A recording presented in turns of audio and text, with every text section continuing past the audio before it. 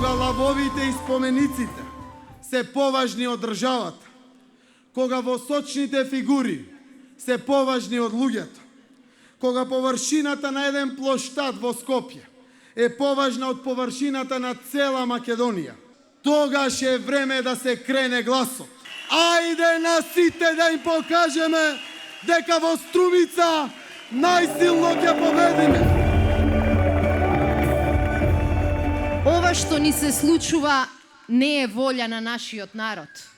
Ова што ни се случува е волја само на еден човек, на малкумина. Меѓутоа, само силно и обединето мнозинство може тоа да го промени. Никој од нас не стои пред вас да ви вети чуда.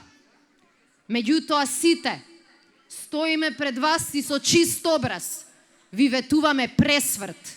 Пресврт македонски, во кој после 5 јуни ова ќе биде подобра држава. Ја малтретираа цела јавност.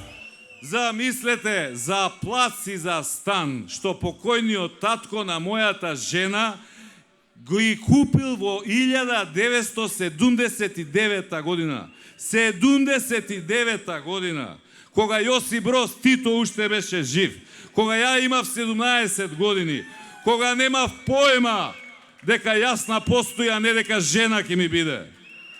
Тоа ли го најдоа службите на Груевски за Бранко? Па еве, ја ќе им помогнам да не лутаат. Ќе им дадам некои податоци. Кога бев трето оделение во основно училиште, со другарчињата прерипувавме преку ограда и крадевме кај си и кај комшијата.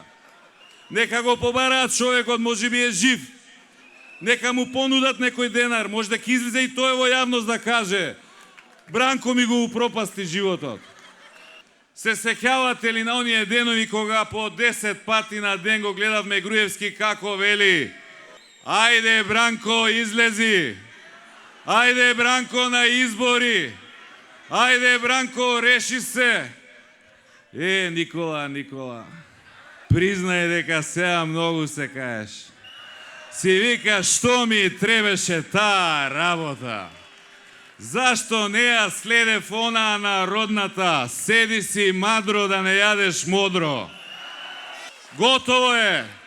Народот се прекрши, народот реши, народот е на нозе, народот веќе ја донесе одлуката.